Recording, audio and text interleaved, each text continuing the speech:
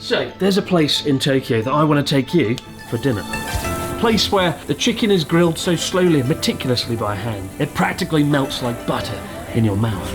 A place where the edamame are so crisp and refreshing, they taste like they've just been plucked from the meadows of Kyoto. A place where the fresh fish is so delicately sliced, it glistens like stars in the night sky. A place where... Oh wait, never mind. You can't go in there. Well look, don't worry, I do know a good place around the back of the Sensoji Temple. I think it's called Burger King or something. Let's go there instead. Come on. Oh shit.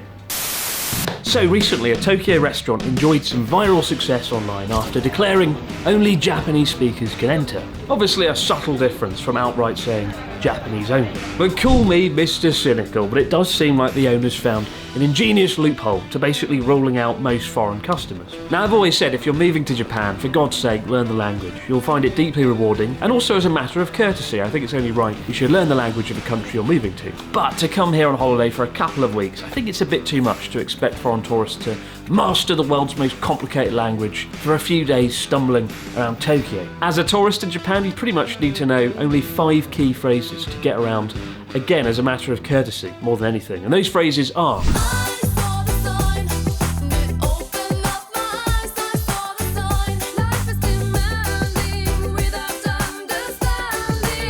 But what I love about this rule is it even rules out people who have been studying Japanese for like 3 to 6 months. If we take a look at the menu, you need to know 3 writing systems to get around this, as well as complicated vocabulary involving fish. That's not something you're going to learn over a casual weekend. Now you might be thinking, well, I'm smart, I've got Google Translate. I'll take a photo of the menu and translate it over into English. And actually it can work pretty damn well, right up until you find an indecipherable handwritten menu. You know, I've walked into restaurants with handwritten menus so complicated, even the finest Japanese scholars of the written word would struggle to understand what the fuck is going on. Still, of course, there's 2 sides to every argument. And in this case, a lot of local restaurants in Tokyo are family-owned businesses reliant on regular customers, usually locals. Repeat customers are the lifeblood of a small business, so it's understandable perhaps that restaurants want to prioritise locals. And the owner of this restaurant argued that foreign customers weren't spending as much money as his regulars as well. But before we crack out the violin, imagine coming to Japan on holiday and being berated just for walking into the wrong restaurant, as happened when a couple walked in and were made to feel guilty for not being able to speak Japanese, and told to bring an interpreter in a completely over-the-top and unkind manner. He also likes to vent his frustration at Japanese customers as well, if they don't like his cooking, God forbid, as we can see in these very happy, upbeat Google restaurant reviews. Cheap and fast are the best, but unfortunately the taste is not good. I hope you try a little harder on the taste. You have a stupid tongue! It's not that the taste isn't good, but cheap and fast food is bad. So you should change your stupidity and go to a restaurant that's expensive and delicious. I'll say it again. Let's go to a restaurant, fucking up, that serves expensive and delicious food. That stupid tongue, the worst kind of tongue that there is. It wasn't tasty. This is a restaurant that seems to be established with regular customers. Price per person, 2,000 to 3,000 yen. 49 likes. I'm glad I was able to write about the fantasies of the garbage scum. Fantasies of the garbage scum. I'm glad I was able to write about the fantasies of the garbage scum of a human who hasn't visited the store. Fantasies of the Garbage Scum, I love it. It's the Tolkien masterpiece I never knew I needed. And the final and perhaps most scathing review of all simply says, shopkeeper with a Paleolithic head. Food 1, service 1, atmosphere 1. You've got to admit, Japanese reviewers are pretty damn savage. Anyway, what if you desperately want to enter this prestigious restaurant and be served by a shopkeeper with a Paleolithic head? How much Japanese would you need to know? How long would it take? And where the hell would you even start? So in this video, I want to go over the 3 main hurdles you'll face when studying Japanese and some potential strategies for getting around it. The rewards of studying Japanese are great. Not only do you get to enter this restaurant, but you get to communicate with 120 million people, gain a whole new way of thinking, and perhaps above all, you can watch Shogun without subtitles. Oh, I need my ship back. Oh, I want to go to Wales. And before we get to the Japanese, I have to say this sort of thing is incredibly rare, I don't want folks thinking that this is the norm, because in 12 years of living here, I can probably count on one hand the number of times I've walked into a restaurant and been made to sort of feel uncomfortable for not being Japanese. The topic's especially prescient right now, as over-tourism is a very popular theme in the media. A couple of months ago, I discussed how Kyoto's geisha district of Gion unfortunately decided to ban tourists from certain streets to protect neighbourhoods after a few incidents. A sad but necessary move to protect that historic quarter of Kyoto and the geisha who still live and work there. Since then, though, every week there's been an onslaught of news stories about over-tourism, about this topic. Like a few weeks ago during Golden Week, one of the busiest weeks of the year, this laughable ANN news report did the rounds showcasing the horrors of an overflowing bin in Kyoto. Oh my god, how will Japan recover from this? I mean, the other day I was walking through Asakusa at night doing some photography, probably about 10 p.m, and I watched a group of very drunken 20-year-old Japanese guys walking towards me, screaming, shouting, slamming half-drunk cans of Strong Zero into the pavement, terrorising pedestrians, and I thought, gosh, if only ANN News were here to cover this incident with their painstakingly objective news coverage. If a Strong Zero can falls in the forest and there's not a Japanese TV crew to film it, can we still blame the mess on foreign tourists? Yes, we can. Anyway, Kyoto itself benefits massively from tourism. In 2018 alone, it made $8.7 billion. And they would do well to invest the money in handling the very tourists they're profiting from by, I don't know, buying another bin. Should we buy another bin for $8.7 billion? Put another bin out on the busy week? Another bin on the busy week? No? Alright.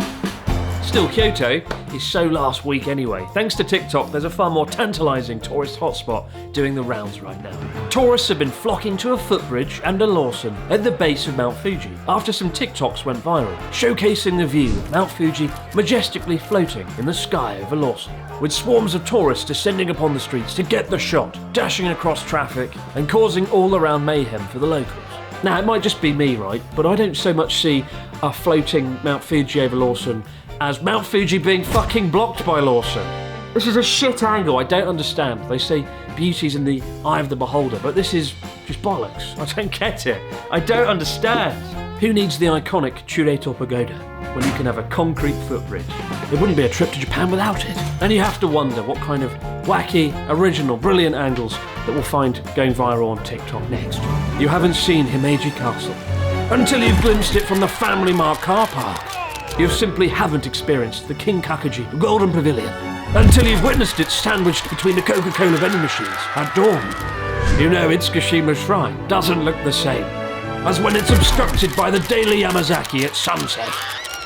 No more fun for anyone. They're going to build a wall 8 feet tall, obstructing this must-see view forever. Necessary or radical, you decide. But this issue will be resolved forevermore. Well, that is until everyone discovers the Family Mart just around the corner with the exact same view. Oh god, here we go again. Now you might be thinking, wait a minute, aren't you the same guy that claimed you could speak Japanese fluently in 6 months in that video all those years ago, back when you looked good? Well, I maintain it can still be done. I think you can learn to speak Japanese fluently in half a year and have a good conversation. However, what you can't do, viewers, is read my decadent menu and all the kanji characters that come with it. 3 writing systems, 2,200 characters, an undertaking so difficult it takes the average Japanese student 12 years of formal education to master. Again, you might be thinking, nonsense, I can learn kanji characters. Look at this one. It means tree. And it sort of looks like a tree, for God's sake. Of course I can remember that. And this one means fire. And it sort of looks like a bonfire. Easy. All too easy. Absolutely. And tell me, what does this one mean? Well, that one means, well, I'm gonna go home now. Fuck off. Unfortunately, there's no real shortcut to this. Even if you have the world's greatest memory, you can't break the laws of physics. You need all the time you can get to pack these thousands of characters into your head. Now, thankfully, learning kanji is bloody good fun, and you can feel the benefit pretty damn fast when you start to look at characters and know what they mean. And I've met people who've been able to learn how to write all 2,200 characters in 18 to 24 months. Hell, it took me about a year to learn 1,000. But make no mistake, to get this done takes years. And once you've learned them, you need to practice them, revise them over and over again, so you don't forget how to write them. If you do want to learn the kanji characters, get yourself this book right here, which teaches you some clever tricks to make sense of the squiggly lines and how to write them. And then combine that with a spaced repetition system like Enquiries, essentially a digital flashcard system that forces you to constantly recollect what you've just learned, so you don't forget hours and days after. Back when I first moved here, a lot of people I knew were doing language hacking, which sounds a lot cooler than it is, but essentially finding these ways and tips to get around what seems like an insurmountable task. And the people I know who succeeded in learning how to write all 2,200 characters and commit them to memory combined that book with this system and were able to shove all the characters into their head. Learning thousands of words is one thing, but being able to fluently communicate with the entire sentence structure is essentially reversed and flipped on its head. That will break your brain, as I discovered. Quick example, to say the person speaking with the teacher is my friend. In Japanese you'd say, Sensei to hanashiteru hito wa watashi no tomodachi desu. Which literally translated means, the teacher with speaking person my friend is. Essentially it's just Yoda. They basically stole the Japanese speech pattern and translated it into English, literally. But to be able to speak like this naturally, there's no real shortcut. You have to keep practicing over and over. Speaking aloud with people, kind of rewiring your brain almost, which takes weeks and months to feel natural. Shuffling all that around in your head is quite the challenge. Now, luckily there are some useful tips. Number one, when you're speaking Japanese with friends and whatnot, like, don't ever switch back to your native tongue. Don't switch back when you fail to remember a word. Naturally, it's not uncommon for a beginner to start speaking, hit mid-sentence, then realise they don't know the word. Screw it all up and then revert back to their native tongue. Don't do that. Think about what we do in English mid-sentence when we're trying to think of something. We kind of go, some people worse than others, a bad habit. But learn the Japanese for that.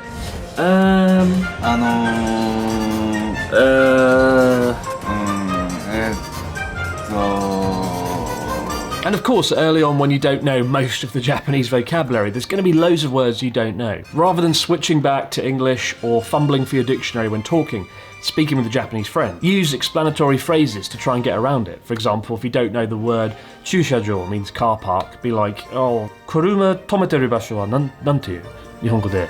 Oh, chūshajō. Yeah, okay. What if you don't know the word for scissors? You could be like, kami o kiru mono wa nan to imasu ka? Nihongo de. Oh, hasami. Like, that's the way to do it, right? Don't keep going back to your native tongue. Don't get your phone out. Just keep going, ploughing ahead and using ways around it like that. The longer you stay in Japanese, the more you think in Japanese and the quicker you kind of learn and master the language. Obviously, if you're in Japan, you have a major advantage as you can talk to people around you and you're immersed in it 24/7.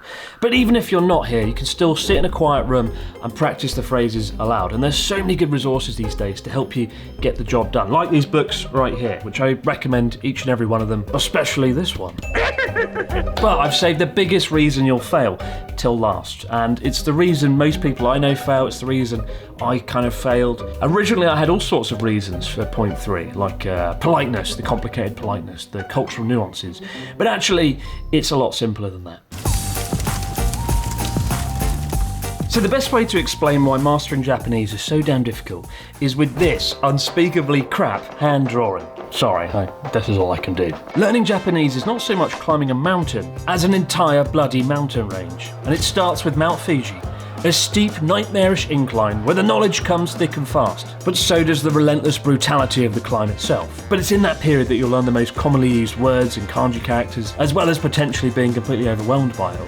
And after a year, if you're still committed and you keep on going, you can make it over Mount Fuji and begin the long, arduous climb up Mount Everest, where the challenge is massive but a lot more gradual. You've learned the basics, you can sort of communicate, and it gets a lot easier to wedge all the vocabulary and all the characters into your head. It just takes lots and lots of time. Most folks will fail around here at the start of Mount Fuji, and the reason you'll fail is simple: motivation. When you discover how much you have to learn to get over this first mountain, how much time you have to commit to study, when that dawns on most people, I find they sort of lose steam quite quickly in their studies. I actually started learning Japanese about 2 years before I came here as a teacher. I took like classes on the side of my degree, and I had no motivation because I didn't know if I had a job here waiting for me. I never thought I'd actually end up in Japan. It wasn't until I got here and ended up in a school surrounded by students and teachers and colleagues that I couldn't communicate with that I started to actually go, oh shit, I really want to know Japanese now. It was only then that I really had that powerful motivation to learn. Bit of a flawed strategy, like, oh yeah, I'll learn how to swim after I've dived into the sea. But I know I'm not alone in that. I know I'm not alone in being a bit of an idiot. And I think unless you've got a powerful motivator, like living in Japan, or working in Japan, or knowing for 100% sure that you're going to end up in Japan, then I just don't think you'll have the motivation to see this through and to keep going. I also set myself constant challenges to try and keep pushing me. For example, I did a JLPT language test, I did a speech contest. I had these big silly goals that kept me going and kept pushing me. But even when you do get here, many people discover that they can get by on 3 to 6 months of Japanese and sort of do what they need to do in everyday life. Statistically, you're here and you'll always be here. And there's nothing wrong with that. You only live once, and the most important thing we have is time and how you choose to use your time. And unless you plan to live or work in Japan, or you just want to watch all the anime and manga without subtitles, then this is a massive time investment that might not be a good idea. After 3 years, I switched out my intensive studies of Japanese and switched it to YouTube and filmmaker stuff, because that was what I was passionate about and that's what I wanted to do. And sometimes I regret not going further than I did, but I'm proud that I got over the Fuji bit, and I'm glad I got halfway up Everest, because I never thought I'd be able to speak, comprehend or communicate in another language at all, let alone Japanese. I was, as an 18-year-old, I would never have imagined that that was going to happen, so that's pretty fucking cool to me anyway. But if you find your motivation to do something, even the most seemingly impossible task becomes doable. And in the case of learning Japanese, whether it's moving to Japan, doing a JLPT language test or a speech contest, just keep finding ways to challenge yourself and you will stay motivated in the long term. And of course, if you do keep going, if you do become fluent, you can set foot in this restaurant. For that alone, it's a completely worthwhile endeavour, of course.